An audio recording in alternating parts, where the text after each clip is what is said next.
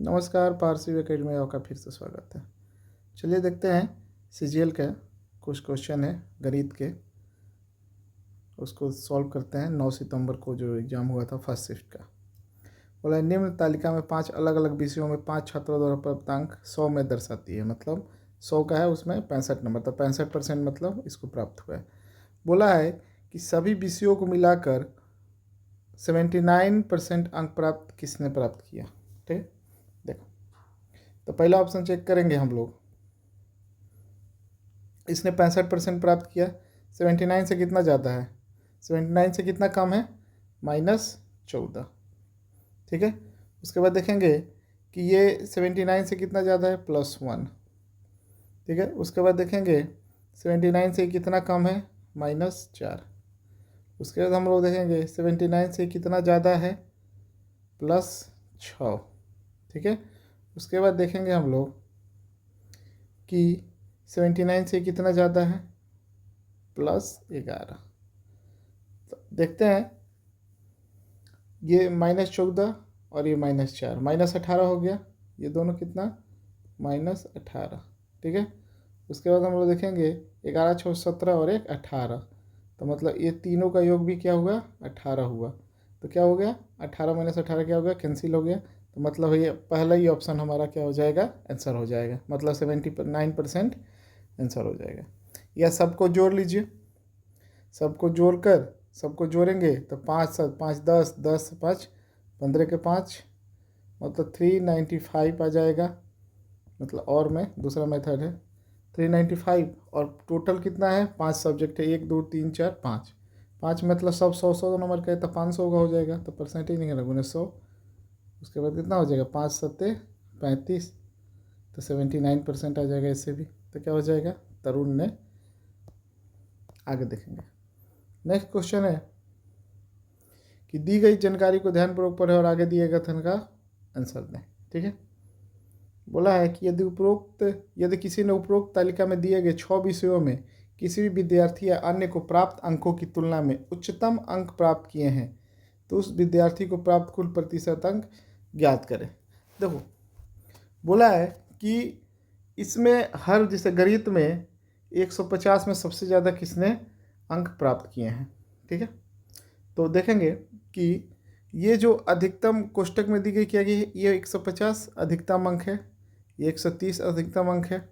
ठीक है, और ये जो प्रतिशत में दर्शाया गया है, मतलब ये 90%, ये 100%, ये तो सबसे बोला गया है कि किसी भी विद्यार्थी या अन्य को प्राप्त अंकों की तुलना में उच्चतम अंक, तो कितना है? 150 का सबसे उच्चतम क्या? 100% प्राप्त हुआ है। तो कितना प्राप्त हुआ? 150। 150 का 100% 150 प्लस। ठीक है, उसके बाद हम लोग देखेंगे कि रसायन में सबसे ज़्यादा किसका है। रसायन में देख लेते हैं सबसे ज़्यादा क्या है? 80। तो 130 का 80% 104। उसके बाद हम लोग देखेंगे इसमें सबसे ज़्यादा 90% है, तो 120 का 90% कितना हो गया? 108। उसके बाद देखेंगे भूगोल में, तो भूगोल में सबसे ज़्यादा कौन है? 95। तो 100 में 95 बराबर 95 प्लस। इतिहास में सबसे ज़्यादा देख लेंगे 90, तो 60 का 90% 54, 9 6 54। उसके बाद देखेंगे कंप्यूटर विज्ञान, इसमें सबसे ज़्यादा क्या है? 90%, तो 40 का 90% 9 चौका 36। ठीक है, तो इस सबको जोड़ लेंगे, जोड़ेंगे, सबको जोड़ेंगे, टोटल को ऐड करेंगे तो कितना? 547 आ जाएगा। और टोटल कितना है हमारा? ये अधिकतम अंक कितना है? 600। सबको जोड़ेंगे, अधिकतम अंक सबको क्या हो जाएगा? 600। तो गुने परसेंटेज निकालना है, तो गुने 100, ये कट जाएगा। तो हम लोग को पूर्णांक में आंसर लाना है, तो इसको लाएंगे 91.1/6%। ठीक है, नेक्स्ट क्वेश्चन देखते हैं। एक पंसारी लागत मूल्य पर चावल बेचने का दावा करता है, लेकिन 1 केजी के लिए 870 ग्राम के नकली वजन का प्रयोग करता है, तो उसका लाभ प्रतिशत 2 दशमलव स्थानों तक सही ज्ञात करें। ठीक है, बोला है कि 870 ग्राम बेचता है, लेकिन कहता है कि हम 1 केजी का वजन का बंटवारा उपयोग किए हैं। तो 1 केजी मतलब 1000 ग्राम। ठीक है, कितना कम यूज किया है? तो 130 ग्राम। किस पर? 870 पर, क्योंकि बोला तो है 870 का। गुने 100, परसेंटेज ज्ञात करना है 100, एक शून्य से एक शून्य कट गया। और 1300 भागा 87 कितना आ जाएगा? 87 एकम 87, फिर 87 चौका, उसके बाद 14.94, ठीक है, ऑप्शन नंबर ये। ठीक है, आगे देखते हैं नेक्स्ट। दो उम्मीदवारों के बीच हुए चुनाव में Y% मतदाताओं ने मतदान नहीं किया है। ठीक है, ये चुनाव हुए हैं और उसमें Y% मतदाता मतदान नहीं किया है। डाले गए मतों में से 10% मत अवैध घोषित किए गए, जबकि सभी वैध मत दोनों उम्मीदवारों में से किसी एक के पक्ष में पड़े। ठीक है, देखते हैं। जिस उम्मीदवार ने कुल वैध मतों में से 59.375% मत डाले, जो उसे 2484 मतों से निर्वाचित घोषित किया गया। ठीक है, तो देखते हैं इस सवाल को। तो सबसे पहले कोई भी चीज़ होता है तो 100% होता है। 100% में क्या हो गया कि इसमें कुल वैध मतों में से कितना 59.375 मिला, तो बचा कितना? बचेगा 40.625। ठीक है, अब बोला है कि दोनों का जो अंतर है, तो इसको एक तो वैध मत कितना मिला और इसका तो दोनों का अंतर कितना हो जाएगा? 18.75%। ठीक है, और इसका 3/16 हो जाता है। ठीक है, अब उसे बोला है कि 10% अवैध घोषित किया गया। 10% मतलब 1/10। तो बोला है हमको कि 16,000 कुल लोगों की संख्या थी, उसमें से Y% ने मतदान नहीं किया, मतलब कुछ 100 में से थे, उसमें क्या Y% ने मतदान नहीं किया। ठीक है, उसके बाद हम लोग देखेंगे कि 1/10 को अवैध घोषित किया गया, तो मतलब बचा कितना? 9/10 गुने 9/10। इसको इधर देख लेंगे हम लोग। ठीक है, कुल है कितना? 16,000 गुने 100 - Y/100, क्योंकि Y% ने मतदान नहीं किया है। उसके बाद 10% ने अवैध घोषित किया, तो बचा कितना? 9/10। ठीक है, तो 9/10 और फिर कितना है इसको? 3/16 मतों से क्या हुआ? विजय हुआ, बराबर कितना? 2484। ठीक है, 2484। इसको काट पीट कर देंगे। ठीक है, 2 शून्य से 2 शून्य कट गया, 1 शून्य से 1 शून्य कट गया। 16 से 16 क्या होगा? कैंसिल हो जाएगा। ठीक है, उसके बाद देखेंगे ये हमारा 29 27 27 से क्या कट जाएगा? 92 बार में, 92 बार में ये कट जाएगा, तो 100 - Y बराबर कितना हो जाएगा? 92। तो Y बराबर 8। Y बराबर कितना हो जाएगा? 8। उसके बाद देखेंगे एक वस्तु पर 550 रुपया अंकित है, यदि इसे 40% की छूट पर बेचा जाता है, जो विक्रय मूल्य के इसके क्रय मूल्य से 10% अधिक हो जाता है। देखो बाबू, इसको दो तरीके से बना सकते हैं।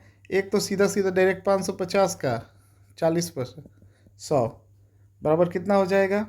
CP का कितना है? CP का 110 माने 10% ज़्यादा है, और बटा में 100। ठीक है, काट पीट कर लेंगे, 100 से 100 कैंसिल हो जाएगा। उसके बाद हम लोग देखेंगे ये 5 बार में कट जाएगा, तो CP कितना हो जाएगा? 40 × 5 = 200, कितना आ जाएगा? 11 × 5 = 55। ठीक है, तो 40% की छूट में तो पूरा कितना हो जाएगी? ये 60 हो जाएगा बाबू, सॉरी गलती से हो गया था। 40% की छूट तो कितना निकालेंगे? 60, और CP कितना है इसका? तो ये कितना हो जाएगा? 6 × 5 = 300।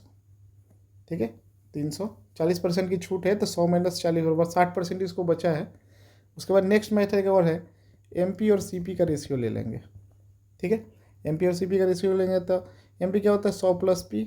CP क्या होता है? 100 - D। ठीक है, तो 100 + P कितना हो गया? मतलब कि 110, क्योंकि 10% अधिक करता है तो लाभ हुआ 110। उसके बाद छूट कितना है? 40 - 100 - 40 बराबर 60। रेशियो ले लेंगे, कितना हो जाएगा? 11/6। ठीक है, अब हमको दे दिया है कि 550 अंकित मूल्य, तो अंकित मूल्य 11 के लिए 550, तो 1 के लिए 50, तो 6 के लिए 50 × 6 बराबर 300। कितना हो जाएगा? 300। तो दोनों में से कोई भी यूज कर सकते हैं। ठीक है, अगला देखते हैं। मोहन ने 20% वार्षिक साधारण ब्याज की दर से 4,22,092 की राशि उधार ली। प्रथम वर्ष की समाप्ति पर उधार ली गई राशि मूल राशि की वापसी के लिए 21,679 चुकाता है। यदि मोहन दूसरे वर्ष की समाप्ति पर भी लंबित बकाया राशि का भुगतान करता है, जिसमें उसे प्रथम वर्ष के दौरान अर्जित ब्याज भुगतान भी शामिल है, तो वह दूसरे वर्ष की समाप्ति पर कितना भुगतान करेगा। ठीक है, देखते हैं। तो पहले देखेंगे कि इसने पूरा जो पैसा लिया, कोई भी पैसा कितना होता है 100%। तो 100% कितना है 4,22,092। ठीक है, तो हम लोग पहले साल का ब्याज निकाल देंगे। पहले साल का ब्याज R/T, तो एक साल का ब्याज 20% की दर से R/T होता है, तो 20% हो जाएगा। 20 × 1 = 20%, तो 20% का मान निकाल देंगे। 4,22,092 बटा 100 × 20। ठीक है, अब देखेंगे हम लोग 20 × 25 100 और इसको भाग देंगे तो कितना आ जाएगा हमारा 8441.8.4। ठीक है, तो दूसरे वर्ष का हम लोग देखेंगे। दूसरे वर्ष का हम लोग मूलधन निकालेंगे। दूसरे वर्ष का मूलधन, तो पहले वर्ष में कितना चुकाया 21,679, तो घटा देंगे तो दूसरे वर्ष का मूलधन आ जाएगा। तो दूसरे वर्ष का मूलधन आएगा 4,22,092 माइनस कितना हो जाएगा 21,679, जो मतलब पैसा चुकाया है।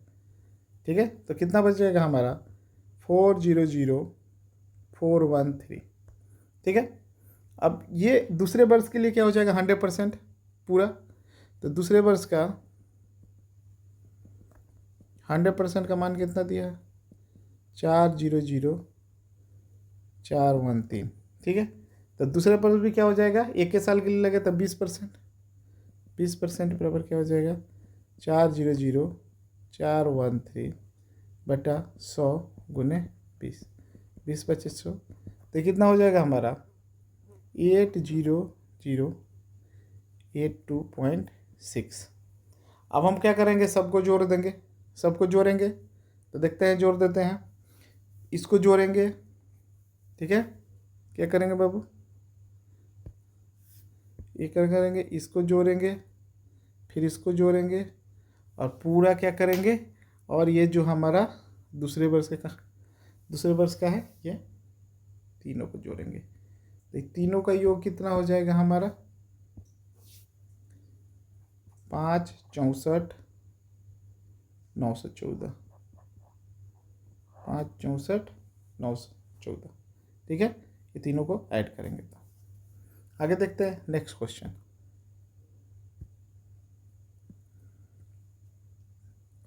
जगह कमी था इसलिए जोड़ने।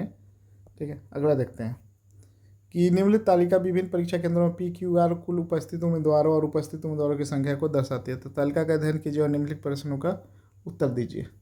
ठीक है, बोला है कुल केंद्र के लिए आवेदन करने वाले कुल उम्मीदवारों को दर्शाता है। उपस्थित उम्मीदवारों को दर्शाता है। किस वर्ष में सभी केंद्रों में अनुपस्थित रहने वाले की संख्या दूसरी सबसे अधिक थी। ठीक है, देखते हैं। तो 2016 में जो हम लोग का ये कुल है और उपस्थित, हमको अनुपस्थित बताना। हमको क्या बताना है, अनुपस्थित। तो कितने पहले वर्ष में हम लोग अनुपस्थित था 3।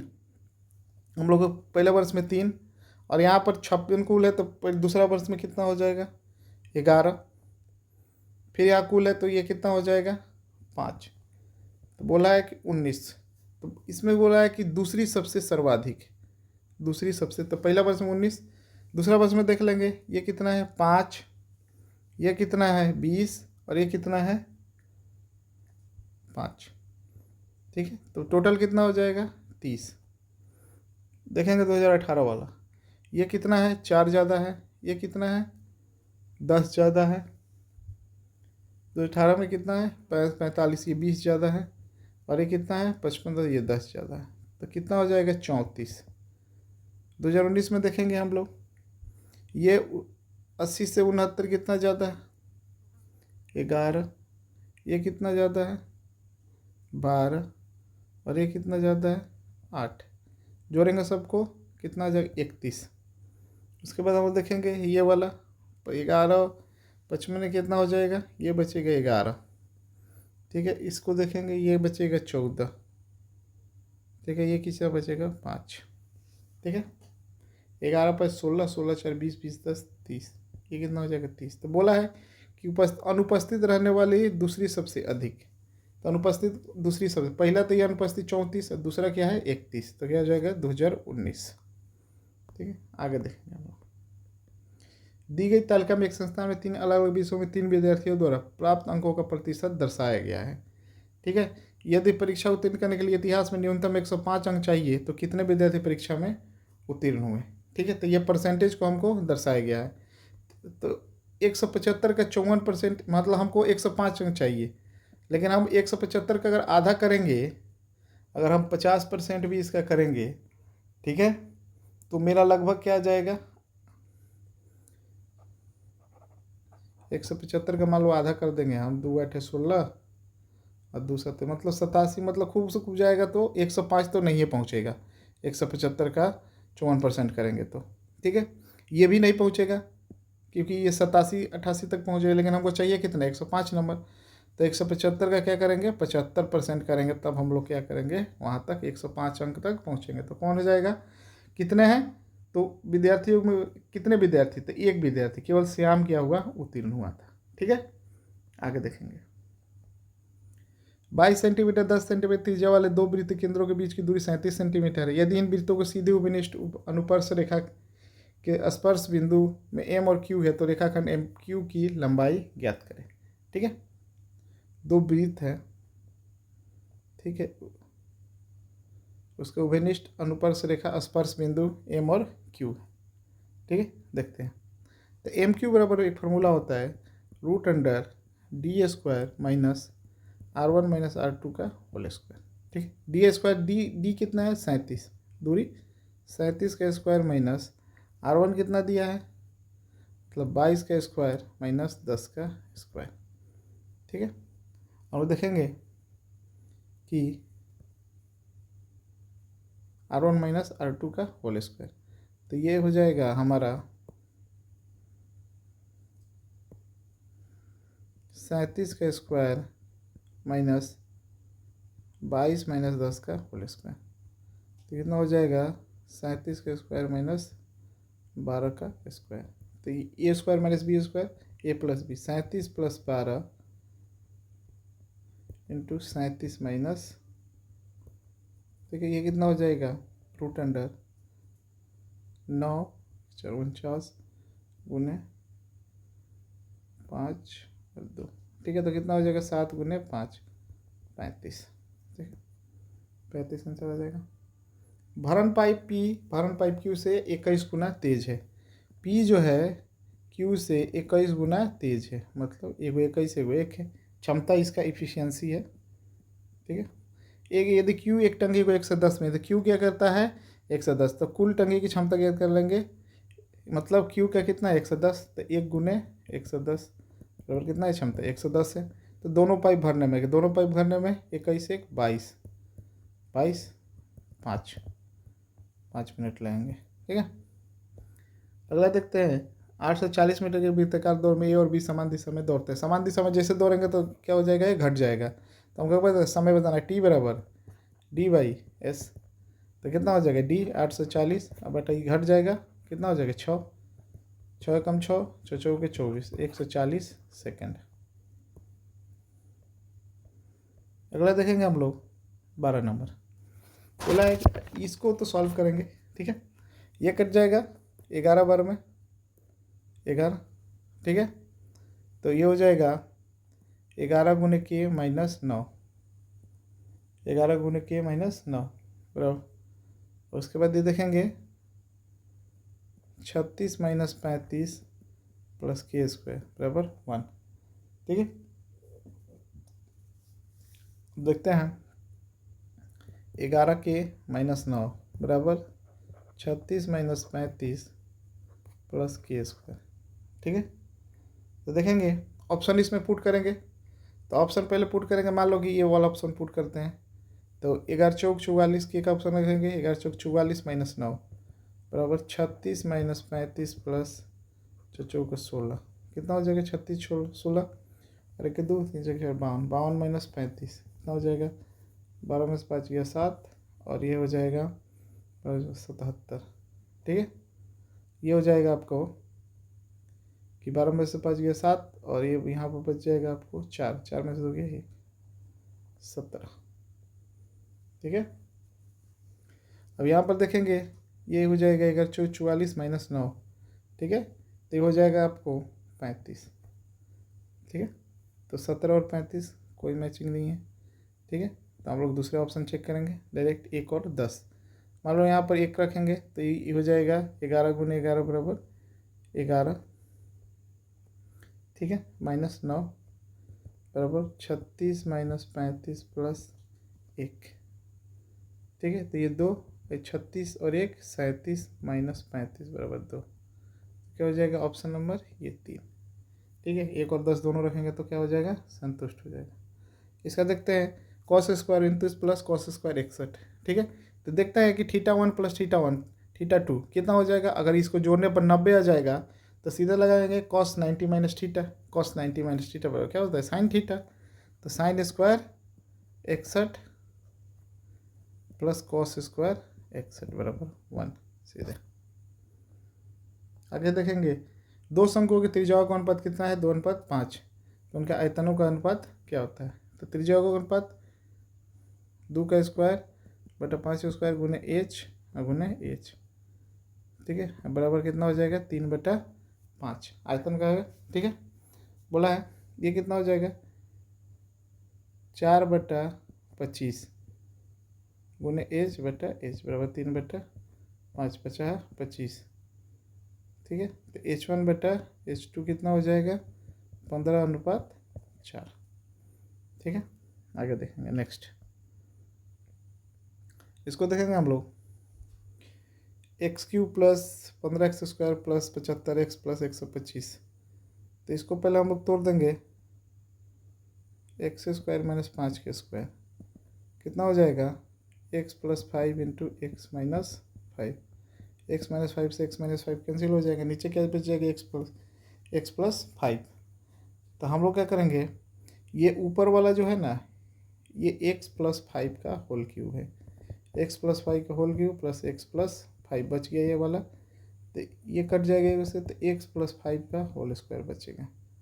ठीक है, इसको करेंगे a प्लस बी का whole square x² plus a² plus b² 25 plus 10x कितना हो गया, ये वाला x² प्लस 10x प्लस 25।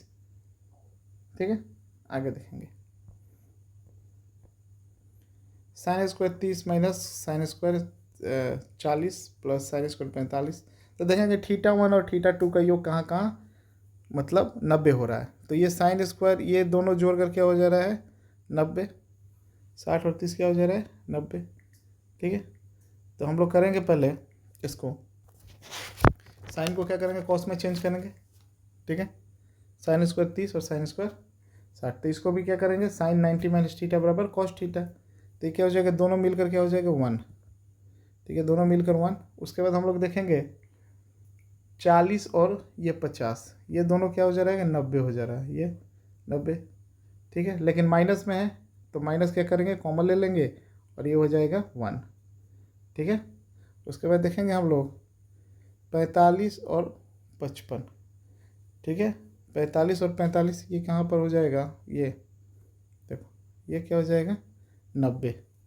ठीक है, तो ये क्या हो जाएगा, प्लस में क्या हो जाएगा 1। ठीक है, ये भी क्या हो जाएगा 1। उसके बाद हम लोग देखेंगे ये दोनों तो -1। ठीक है, तो कट जाएगा -1 क्या हो जाएगा 0। आंसर निम्न में कौन सा k का मान हो सकता है जिसे 6 से विभाजित। तो 6 से विभाजित क्या हो जाएगा, 3 गुने 2 से कर देंगे। 3 गुने 2 से 3 से कौन कौन कटता है, देखो तो तितरी का 9 कट जाएगा, फिर 4 2 6 कट जाएगा, फिर 7 2 9 कट जाएगा, 1 बच जाएगा। तो 1 प्लस k, तो 3 से कटने के लिए k के जगह पर क्या रखेंगे, 2 रखेंगे। तो k के जगह पर 2 पुट करेंगे तो 3, क्योंकि 2 1 प्लस 2 बराबर 3, तो क्या जाएगा 2 पुट कर देंगे, 1 प्लस k 3 से विभाजित। कोसेक थीटा बराबर 5/3, तो सेक स्क्वायर थीटा -1 गुने कॉट स्क्वायर थीटा। ठीक है, देखते हैं इस क्वेश्चन को। ठीक है, 18 नंबर tan स्क्वायर थीटा, देखो सेक स्क्वायर थीटा -1 बराबर क्या होता है, tan स्क्वायर थीटा। ठीक है, गुने कॉट स्क्वायर थीटा गुने ये 1 प्लस कॉट स्क्वायर थीटा बराबर क्या होता है कोसेक स्क्वायर थीटा थीटा। ठीक है, तो ये क्या हो जाएगा 1 tan square theta into cot square theta बराबर 1। तो बच गया क्या कोसेक स्क्वायर थीटा। तो कोस थीटा का मान दिया तो कोसेक स्क्वायर क्या हो जाएगा कोसेक स्क्वायर थीटा। स्क्वायर कर देंगे 25/9। ठीक, आगे देखेंगे। मान लीजिए कि ओ वृत्त का केंद्र है, ए बी और सी डी त्रिज्या की समान भुजा पर दो समानांतर जीवाएं हैं। ओपी और ओपी क्या है ए बी के लंबवत है और ओ क्यू क्या है सी डी के लंबवत है। यदि ए बी बराबर 10 सी डी बराबर 24 पी की गुणा 7 तो वृत्त का व्यास क्या होगा। ठीक है, देखते हैं सवाल को। बोला है कि दो समानांतर जीवाएं हैं, दो गो जीवा बनाएंगे भाई। ठीक है, ये देखें ये जीवा है और ये हमारा केंद्र हो गया। ठीक है, तो बोला है कि ओ वृत्त का केंद्र है, मान लो ओ वृत्त का केंद्र है, ए बी और सी डी त्रिज्या के समान भुजाओं पर दो समानांतर जीवाएं हैं। एगो ए बी है एगो सी डी है, ए बी और सी डी। ठीक है, ओ पी क्या है ए बी के लंबवत है। ठीक है, ओ पी क्या है यहाँ से ए बी के लंबवत है और क्या है ओ क्यू जो है सी डी के लंबवत है एक, और ये क्यू है यहाँ पर क्यू, ये ओ पी है। ठीक है, यदि ए बी बराबर 10, ये भी पूरा है क्या दिया है 10, 5 हो जाएगा। ठीक है, और सी डी बराबर 24 तो 12। ठीक है, अब हम लोग देखते हैं एक यहाँ से बनेगा या कि यहाँ से बनेगा। तो हम लोग करेंगे कि ट्रिपलेट क्या बनता है 12 5 13 का। ठीक है, ट्रिपलेट क्या बनता है 12 5 13 का। ठीक है, तो ये 5 है, ये 13 बन जाएगा और एक 12 बन जाएगा। ठीक है, तो क्या हो जाएगा तो व्यास क्या हो जाएगा आर बराबर क्या हो जाएगा आर जो हमारा ये 13 हो जाएगा। तो आर बराबर 13 तो व्यास बराबर डी बराबर 13 गुने 2 बराबर 26। आगे देखते हैं निम्न में कौन सा कथन निष्कर्ष निकालने के लिए पर्याप्त है कि दो त्रिभुज सर्वांगसम है। सर्वांगसम क्या होता है देखो, ये त्रिभुज है, इनकी दोनों भुजाएं क्या होता है बराबर होता है। ये बराबर होना चाहिए। और परिमाप क्या होता है कि मतलब ये त्रिभुज का जो परिमाप है तीनों भुजाओं का जो योग होगा, तीनों भुजाएं क्या हो जाएगी समान होनी चाहिए। तो ये एक ही ऑप्शन में दिया है। ठीक है, आगे देखेंगे इसको तोड़ लेंगे एक्स स्क्वायर माइनस 3 का स्क्वायर बटे एक्स प्लस 3। ठीक है, तो एक्स प्लस 3 इंटू ए स्क्वायर माइनस बी स्क्वायर क्या होता है ए प्लस बी इंटू ए माइनस बी। तो एक्स माइनस 3 बटे एक्स प्लस 3 कट जाएगा तो क्या बचेगा एक्स माइनस 3 आंसर। आर क्या है 5 2 और 1 के सिक्कों को पी को लगभग 100 रुपये का भुगतान पर करता है। ठीक है, देखेंगे इसको ये करता है कितना। अब बोला है कि इनके सिक्कों की संख्या क्या है, मतलब 5x plus 2y plus 1z बराबर कितना है 100 रुपये। और इनका सिक्कों क्या है x plus Y plus Z बराबर कितना है 40 है। ठीक है, देखेंगे इसको यहाँ पर घटाएंगे, मान लें घटा देंगे सबको, ये कट जाएगा, यह हो जाएगा 4x प्लस वाई बराबर कितना हो जाएगा 60।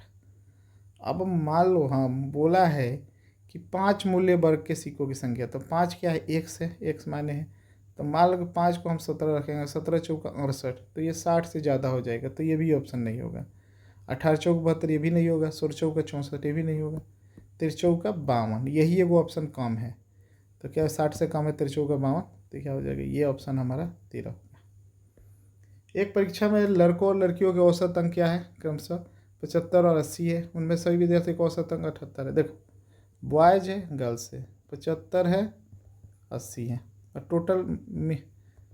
टोटल कितना है 78, तो घटा देंगे ये 3 और ये 2 अनुपात 3 2 अनुपात 3। एक समबाहु त्रिभुज की दो भुजाओं का योग कितना है 16। देखो समबाहु त्रिभुज की दो भुजाओं का ए तीनों भुजा, क्योंकि समबाहु त्रिभुज तीनों भुजा समान है, तो दो भुजाओं का योग क्या है 2a प्लस 2a बराबर कितना है 16, तो ये बराबर 8 16 बटा 2 8। तो तीसरी भुजा क्या है 8 सेंटीमीटर।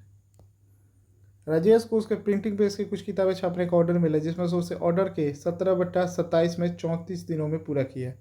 उसने छपाई का पूरा ऑर्डर कितने दिनों में पूरा किया। देखो वो मान लो कि हम लोग टोटल मान लेंगे 27, टोटल क्या मान लेंगे टोटल 27 इसमें से क्या है 17, इसने क्या है पूरा किया, तो बच कितना गया 10 बच गया।